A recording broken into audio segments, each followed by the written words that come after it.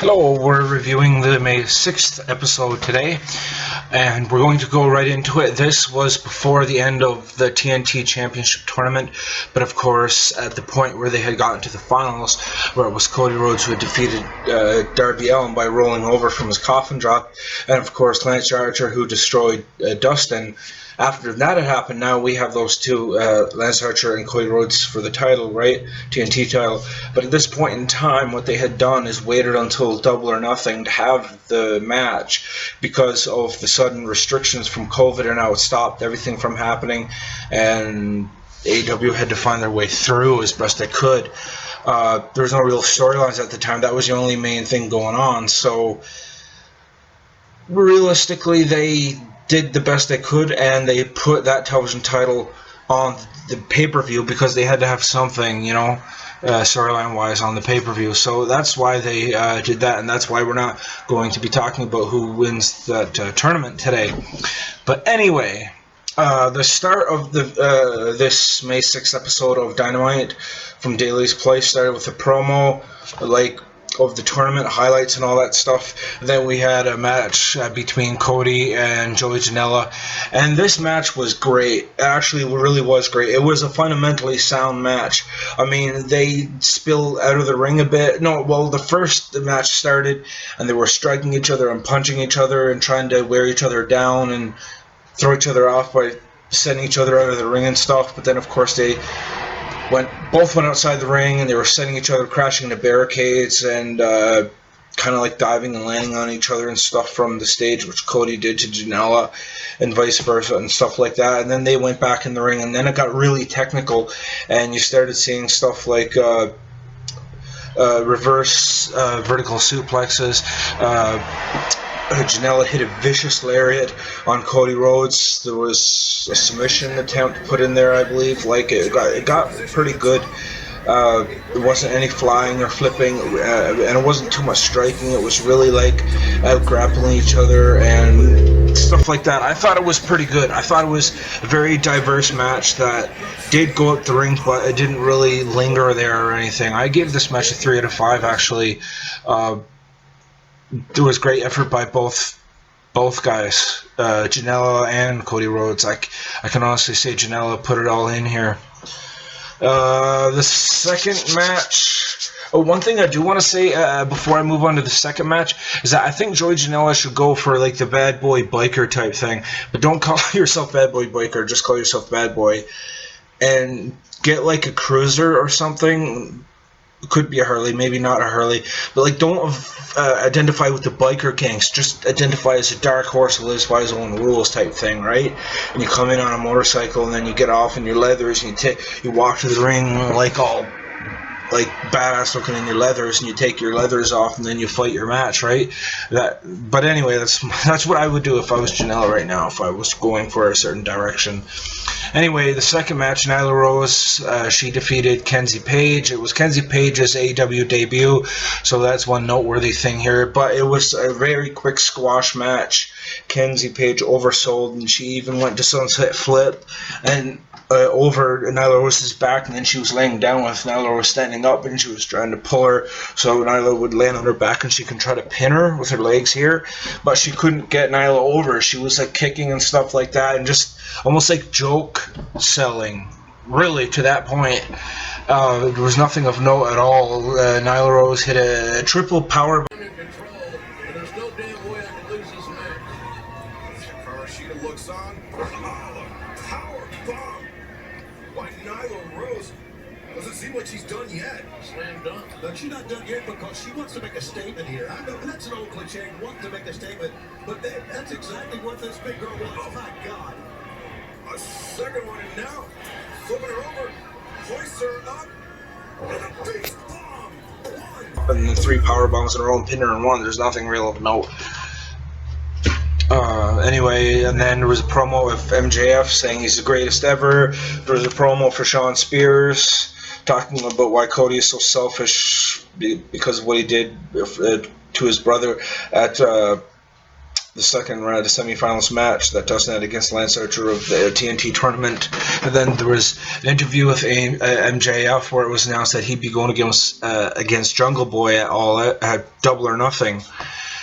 And after that, it was Jon Moxley who defeated Frankie Kazarian in what was Frankie Kazarian's singles debut completely in for AEW. This was a very good match. There was grappling, there was a lot of mat-based wrestling, there was a lot of amateur wrestling spots.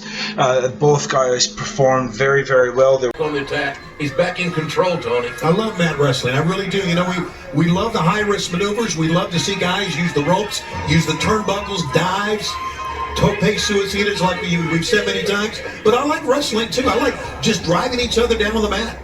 They were pulling power moves off on each other and slams and reversals and submissions and stuff. They were pounding on each other and wearing each other down, and that it didn't, like all the matches, it does spill out to the ring a little bit, but this didn't break down into using ladders or chairs or like being out the ring constantly you're out the ring more than you're in the ring. It didn't break down into any of that, actually. I thought this match was really, really good, and Frankie Kazarian comes off as a guy who's tough enough to stand with anybody on the roster. He really does come off as that.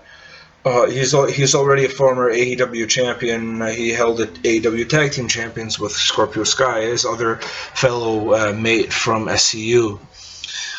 Yeah, so that was a good match. That really was. 3.5 out of 5. That was excellent. Very hard fought, very technical match. Not a high flying, a couple of dives I think, but not like anything more than that at all. If there is 2 dives, it's entertaining. Yeah, great, wicked. 3.5 out of 5. Then there was a promo for the Dark Order. They beat down Jon Moxley, challenging for the title. There was a promo from Brandy Rhodes saying that QT Marshall was going to kick Lance Archer's ass, which didn't happen. It was a squash match. I mean, QT Marshall managed like a couple of kicks, couple of punches.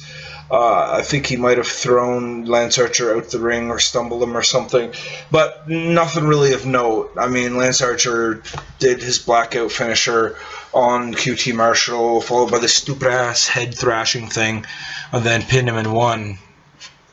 2 out of 5, because some offense was brought from QT Marshall, but that simply means he actively got enough strikes and at least one kind of move for it to be noted, right?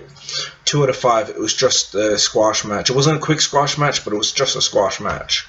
A quick squash match is when the one person doesn't even get any offense off. A quick squash match is where you might get a few strikes and shit and maybe one notable move, kind of. But other than that, you don't do anything. This was that. There's a segment of Jake Roberts where him and Lance Archer, they knocked Brandy Rhodes down, and Jake Roberts put the snake all over Brandy Rhodes, and then after that, got down on top of her, but didn't like lie completely his body weight on her. He was holding himself up like this, and she was like lying here with the snake over her and him over her, and Cody didn't come out to help or anything. I don't know why. That was that segment.